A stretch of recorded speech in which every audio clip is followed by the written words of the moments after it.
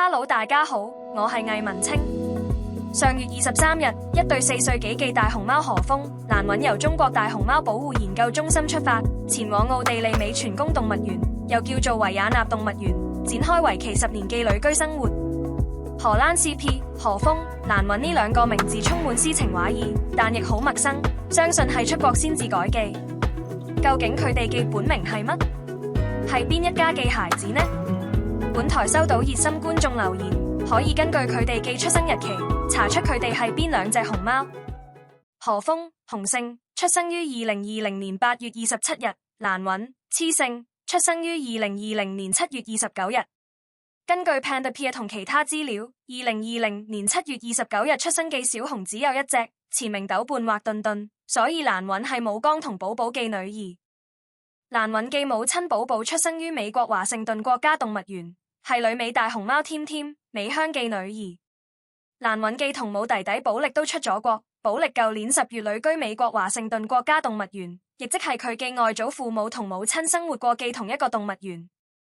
蘭允亦係我哋安爺嘅同父妹妹。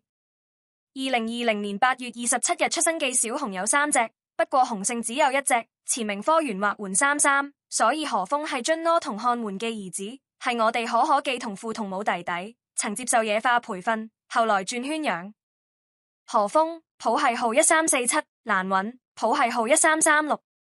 之前網絡上揾到嘅科源嘅譜系號係1297，頓頓嘅譜系號係1289，所以何峰同蘭允好似寶力、清寶咁樣，係改咗譜系號。不過對中動協嚟講，之前網絡上揾到嘅譜系號都唔係中動協俾嘅，都唔係真嘅，所以何峰同蘭允冇改譜系號。2020年後出生嘅大熊貓譜系號混亂問題係咪正在處理中？抑或純粹係何峰同蘭允要出國，所以佢哋嘅譜系號先至優先處理？熊貓中心再擠牙膏式公布佢哋嘅譜系號，希望專家們早日重開會議，整理大熊貓譜系，俾2020年後出生嘅大熊貓一個獨一無二嘅譜系號，並讓公眾知道呢啲寶貝們嘅譜系號。謝謝。講起嚟，何峰、蘭允有一位共同祖先，盼盼。盼盼嘅血脈佔全球圈養大熊貓總群近1/4，而喺中心嘅熊貓裏，呢個比例肯定更高。盼盼係何峰、蘭允嘅外曾祖父，佢哋係2代表親，只係遠房親戚。奧地利美泉宮動物園由哈布斯堡王朝於1752年建成，已有270幾年歷史，係世界上最古老嘅動物園。美泉宮動物園嘅上一批熊貓係龍輝、洋洋同圓圓。龍輝係新興同糖糖嘅兒子，洋洋係大地同英英嘅女兒。洋洋有個孖生哥哥亮亮，居住喺重慶動物園。2003年3月，2歲幾嘅龍輝、洋洋旅居奧地利美泉宮動物園。